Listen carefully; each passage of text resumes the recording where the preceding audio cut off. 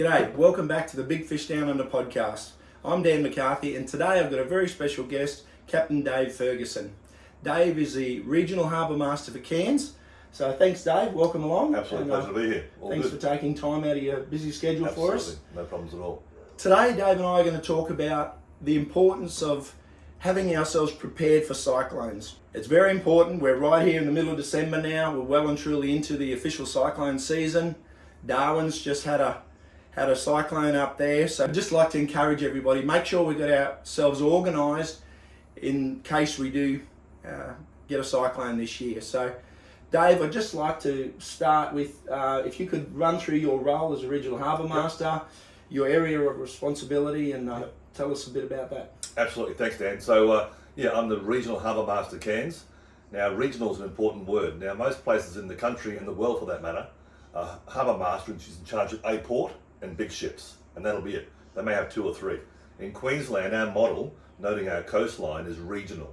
So I have all the ports in my region, plus the coastal waters, which is 3 nautical miles from the baseline. What does that mean?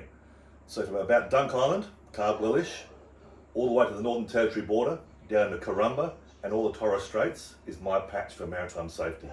So I'm the Harbour Master for all that area, including 11 ports, 3,000 kilometres of mainland coastline, and the inland waterways. So it's a pretty big patch. Yeah, that's a huge patch, Dave, and it's a huge area to look after, and it's great that we've got you as the man for that job. Dave's a man I've got a lot of respect for, not only because of his position, but the way he does his job. He's very, very knowledgeable. He's a former cruise ship captain. We've had a few conversations over the years about some of the amazing stories, and I think what Dave hasn't seen at sea probably isn't worth seeing. To be honest, he's had a lot of a wealth of knowledge. So I just encourage everybody to listen up and really take on board things that Dave talks about here. And later on in the conversation, we're going to talk about a couple of things that even most experienced mariners would have missed at different times, with why it's really important to get ourselves organised for cyclones. So as we're in the cyclone season, Dave, now everybody needs to be prepared. You just want to give a bit of a run through about that? So for a cyclone or any extreme weather event in Queensland, the Harbour Master is the incident controller. So in Queensland we have 5 Harbour Masters based in Brisbane, Gladstone, Mackay, Townsville and Cairns. So with a cyclone coming, or as I said, any large event for weather, with extreme weather, we have really well-established plans. So what we do around July, August is get those plans out, dust them out up here, because our big issue of course is in summer, right now for the next few months. Evaluate those plans and update the phone numbers and make sure everything's up to date. This year, almost no changes at all. It was a very, very minor change in one of the chartlets. What we do then, and many of you would have received a text about a month ago, we test our alarm system. So in MSQ we have a program called MIMS, which is an internal program how we manage any event, whether it's an oil spill or a cyclone or a collision at sea. And it's sort of a database sort of thing to capture all the information, but it also can send messages out. So should we have a cyclone coming into Cairns this year, and touch wood, we will, but hopefully it's a smaller one, or anywhere in Weipa or in TI, any part of my patch, I'll be watching the Bureau of Meteorology. I'll keep an eye on BON. And as any good mariner does, you should already be doing that anyway and say, hey, there's something in the Far East, something stirring up, it might bother me. I'll just double check my plans again, have my water on board or food, and depending what you have, what your plan is, so that when we pull the trigger, you know exactly what to do with your plan as master of your vessel, or owner of your fleet of vessels, what you will do if we go yellow alert. So with a yellow, the rule of thumb is, and it's very, very rare to go outside these rules, when the Bureau go to a cyclone watch, I will go yellow for the ports I expect to be affected. So if it's coming towards Cairns, and we're looking at the Meridian plan, the Cairns plan, the Port Douglas plan, and likely the Cape Flattery plan. Noting we're still operating all through the Gulf and the Torres Straits at that time. So with that yellow, I'll walk into VTS and say yellow alert. So what's VTS? So VTS is Vessel Traffic Services. That's, for those who aren't too sure, that's air traffic control, but for shipping.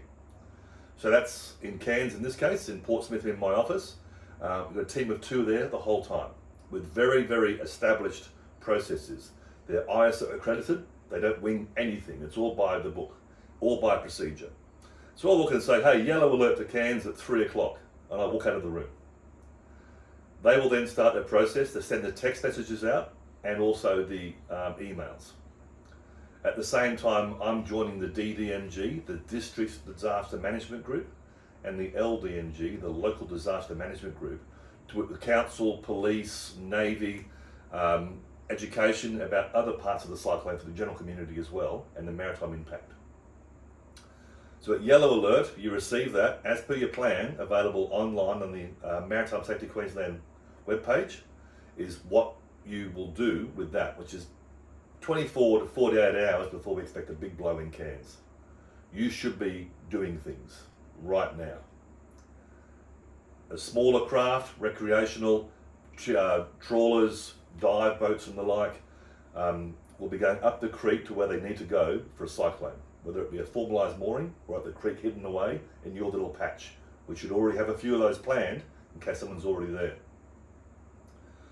The next phase is orange. So orange is, we have expected those weathers between 12 and 24 hours from now. You should be well and truly up the creek by now. By now the big ships are leaving for sea and making their voyage north or south depending on what their plan is as the master. All your vessels should be up the creek by now at orange alert or really close to it. So we've all seen, those who are new to Cairns, you might have seen pictures on Facebook, or if you've been around for a while, you'll see the marina is empty. That's what that's for, is to evacuate the whole harbour. And that final stage is red alert. The port is closed. In that situation, MSQ and water police and a very select few others can still move. Nobody else can move without my authority. How do you do that? If you have to move, a simple example, you may need to do a medevac from one of the islands offshore. The weather's still calm. We all know how calm it is right before, that's the trap. Call VTS and explain why you need to move. They will then call me as Harbour Master. I'll evaluate that, and I may say, yep, that's okay for your vessel to be on the water, but only until, say, 1800. That is then a legal move.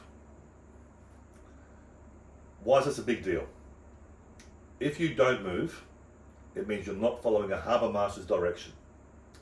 And there's a fine and blah, blah, blah, whatever, that's not important. What's important is the consequences. The initial consequence is, if you don't follow my instructions, your seaworthiness is in question legally, which means your insurance is in question legally. So if you sink, you quite likely will have no insurance if you are going against my instructions. It's really, really important. Your numbers become very, very, very big, very, very fast. But a question I'm often asked, and I know your listeners will be the same, why do we have to move? My vessel is really strong, I've got big mooring lines, I've been here before, I've heard it all before. Yes, we've all heard it all before, and we all go, oh, this is annoying, my day's been put out for businesses, it'll cost them money for 2 days of lost trade. I fully appreciate that. I spent a few years working on the reef back in the day on some of the dive boats off Cairns, 20 odd years ago. If your vessel were to sink or break free during a cyclone, where will it end up? Now, as a harbour master, I don't really deal with risk. That's what ships masters, pilots, tugs, VTS, under my instructions, deal with risk. I deal with consequence. Now, if you're a trawler, for example, you're a 30-metre big steel boat, you ignore my instructions and you end up floating out through the channel and going and sinking in the middle of Cairns Channel, all hell breaks loose. Now, it no longer becomes a maritime event. As I mentioned, I'm part of the LDMG and the DDMG as a rep for Maritime Safety Queensland and Transport and Main Roads, which we're part of. Should a trawler sink in the middle of the channel during the cyclone, to remove it may take 1 or 2 weeks. So for 1 or 2 weeks, I cannot allow a tanker into Cairns. we ran out of fuel pretty fast in Cairns. No fire engines, no police cars, no ambulances, and the airport. Every plane that comes to Cairns refuels in Cairns, but there's no fuel. You've just shut down the city of Cairns because you couldn't follow an instruction. Simple as that. Yep, that's a really good point, Dave, and that's something that most of us wouldn't even have considered. And on top of that, generally these cyclones that put a lot of pressure on us also cause a lot of flooding on our Bruce Highway, the goat track. And if the Bruce Highway is shut with flooding, then we can't even get food into town because the highway's shut. We can't get food in by ship, which they have done previously when we've had the highway blocked. And where are we? All because we didn't follow instructions. So listen to Dave. I really strongly recommend take his advice. He's got a wealth of knowledge. Most of us wouldn't even have thought of that. It's the big picture thinking, and as mariners, for Cyclone Jasper, our compliance rate was extremely high. In our, with those with the salt in the blood, we get it to help each other, and this is no different. Yeah. And it can get a bit, sometimes a bit tense up the creek. People are trying to find their spot. Have a deep breath. This is why we go early, because the weather right now, it might be unpleasant, but it isn't scary or nasty. Take your time, be patient, and help each other. So if you're doing the right thing, getting up there early, don't go blocking off the whole creek. Take your time. This is why that pre-planning is really, really important. So if your plan is to go to Creek A and you get there and it's full, you should already think, aha, I've got a second plan. My plan B is this creek up the road. Always work together for that long-term goal. You may be there for a while. And I'll put some great pictures behind us here where in, I think it was 2021, when we evacuated the marina, and we had there was a little bit of calm before the storm, so we were able to get a drone up and get photos of all the boats up the creek there in the areas where Dave's talking about. And so just to give people an idea that haven't had to experience it before. So it's quite an eerie feeling when everybody's up there, buckled down, waiting to see what happens. And thankfully, a lot of the time they're fizzes. But we really don't know. The best modelling, the best forecasting and whatever can sometimes get it wrong. Sometimes there can be a last minute change of course or a last minute intensification. So I've been guilty of it as a young skipper many years ago of going, oh yeah, this is a lot of rubbish. It's just a real pain in the backside to do it. But I tell you what, we're better off being overcautious than being caught with our pants down, our boats on the rocks, our city in a crisis because we thought she'd be right, mate. So it's really, really timely advice, Dave. It's really important, and the weather can come from nowhere. The advantage usually with a cyclone is we have good notice. The one you referred to, I think, was Cyclone Kimmy. We had no notice. It just came from nowhere, popped up about 2 PM, yellow alert. And I was like, hold on, this is coming to Cairns late tonight. So we skipped yellow. We just went straight to orange. Go now. Go, go, go. It was actually quite impressive. Someone had a time-lapse video from one of the hotels of the whole harbour. Because I was like, well, normally people have 2 days to do this. They got 5 hours. It was flawless. It was fascinating to watch. People came in from work, got extra crew on board and the like. So what's really important there is for the commercial operators, or often even in the marina, people don't have crew in Cairns. What's your plan? If you're a disabled vessel, let's say you're a 12-metre fishing vessel in a marina and you're doing your main engine repairs and you're disabled, what's your plan if we go yellow alert this afternoon? It might come from nowhere. Who are your friends? Who's going to tow you in that situation? Get a plan right now and have them all on your hot list on your phone, so if it goes pear-shaped, you can get them in action very, very fast. I was in Brisbane last week. I was actually in Brisbane for some work. Got a call from the Harbour Master. We had strong wind warnings, some storm cells coming through, which is common in Brisbane. 3 or 4 in the afternoon, happens every second day. This one was phenomenal. They alerted all the big ships, all the container ships, 300-metre ships. Winds coming, double your lines up, all get ready for this. 71 knots.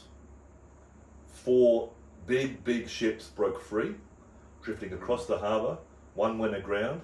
So the harbour master in VTS, using all our systems and processes, was setting out tugs, lines boats, pilot boats, our own vessels, the pilots, to secure those vessels and get them back alongside. Or go to anchor, because many of them had snapped all their lines. They had no mooring lines left. The port was declared fully operational and safe in about 2 hours. It was top shelf work. Incredible. Following processes. As mariners, you have your SMS, you have your processes and procedures. A cyclone coming to Cairns must be a BAU mentality. You get your sheet out. What do? I do this, I do that, I do this. I follow my plan. If you follow your plan, it will work out well for you. Excellent. I remember back in 1990 when I was working for the Fisheries, Boating and Fisheries Patrol, being a young fella at the time, young and single, no family to look after. We had Cyclone, I think it was Cyclone Joy, came fairly close to Cairns. And so I got the job of babysitting the 24 metre patrol boat, the Wari, up the Cairns Inlet. And we were working in conjunction with the Harbour Master at the time, the Water Police, basically supervising and on standby for any emergencies and whatever. And as the cyclone made a little bit of a turn or something, some people were saying the eye went through the harbour, but I don't think that was actually correct. But there was certainly a lull in the winds. And the old Marlin Marina, where the Refleet Terminal is now, there used to be a boat ramp there, the Marlin Jetty and the Marlin Jetty boat ramp.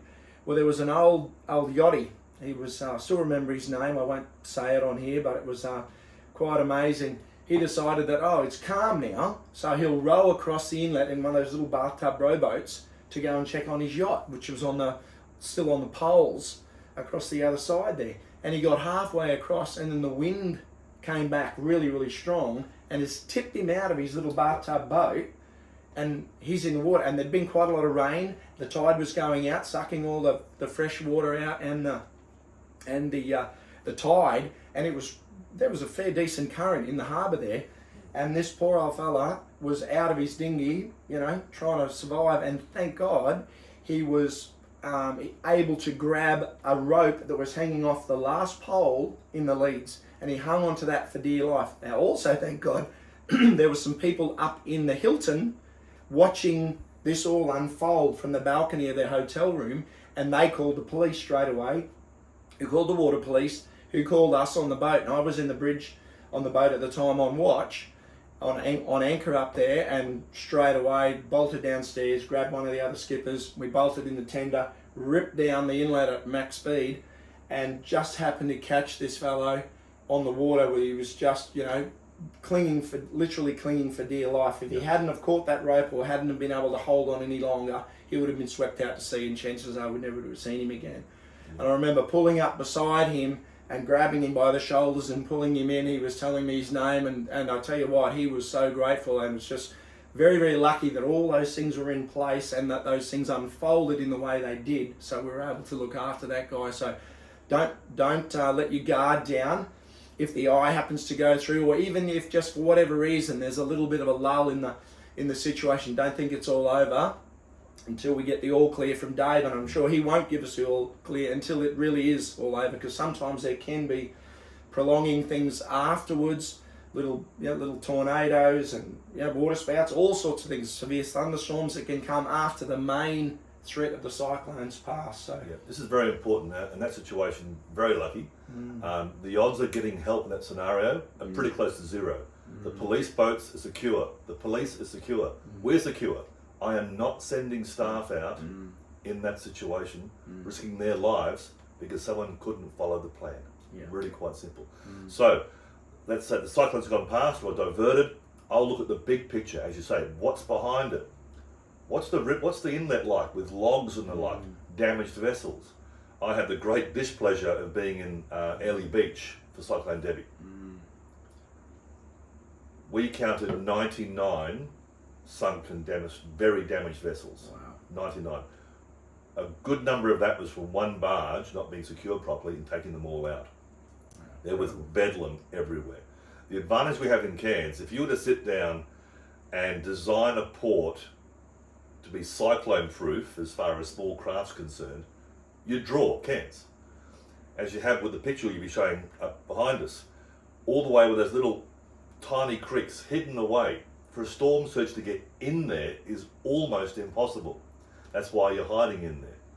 So I'll look at a few things before reopening. Once again, extremely conscious, especially for the commercial operators, to get back to business as soon as possible. As we did with Jasper. Looked at the big picture and went, okay, the cyclone threat's gone. At the time, there was not much of a flood threat at that time. So we reopened the port to smaller craft. I closed at the shipping still. So I did a yellow return to part operations. And that way the reef fleet and the commercial fishermen, for example, can go back to their normal place of mooring and the marine, whatever it may be, and get ready for business. Really, really important for Cairns. We're a port maritime city. Fully aware of that. And then I allowed restricted shipping.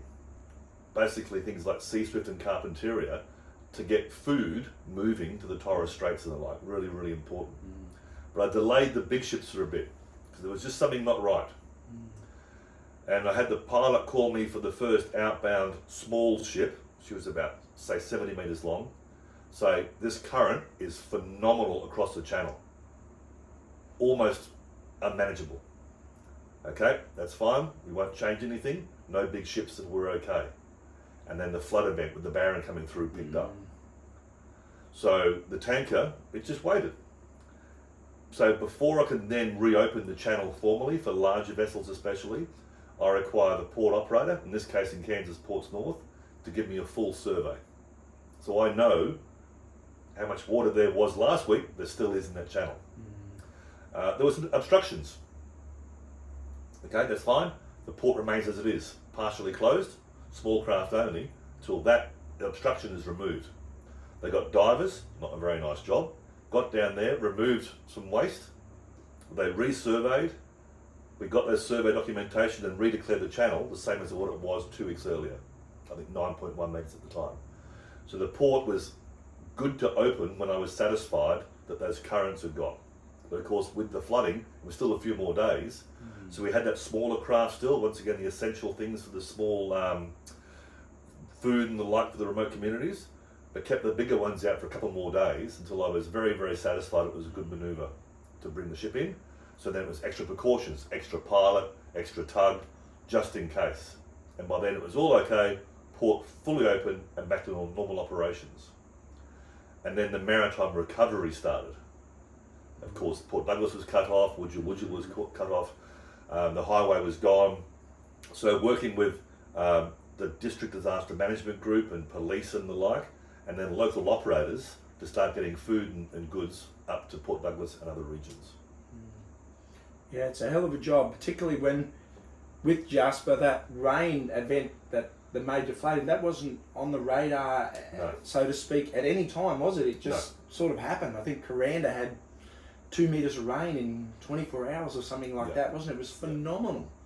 It really did catch us with our pants down, really, I think, and that's through nobody's fault. It's just the weather's in charge at the end of the day. It's we've just got to be prepared. That's a really important point. And as mariners, we know the weather's in charge. Whether you're berthing a vessel, you don't fight the wind, you don't fight the current, you use it to your advantage. Same with this. Don't be blasé, because that's when it will go horribly wrong.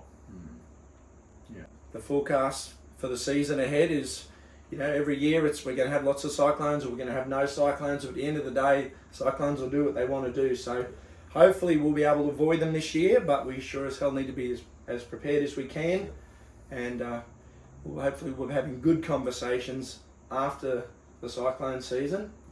Absolutely. Prepare for a number of very large cyclones this year.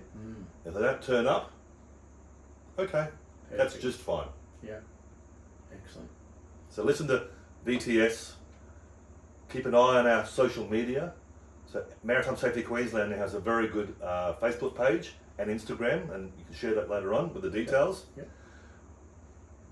Our alert systems for yellow, orange and red will go on Facebook and Instagram almost immediately. But the source of truth is our Maritime Safety Queensland dashboard. So go over our website, find the dashboard, there's a picture of Queensland, with all the port status, little greens and orange and reds. There's also links to the plans, links to notice to mariners, and also to weather. That is the source of truth for a weather event. Excellent. I'll put that information on the screen, and I'll put links in the comments of the podcast, so Perfect. people can access that nice and easily, and do our best to be prepared and take on board this wealth of knowledge here that Captain Ferguson is sharing with us today. And really appreciate your time, Dave. Absolute pleasure. And thanks so much. No, thank you. And, Stay safe. Good luck. Thank you very much. Take care. Thanks all. Bye-bye.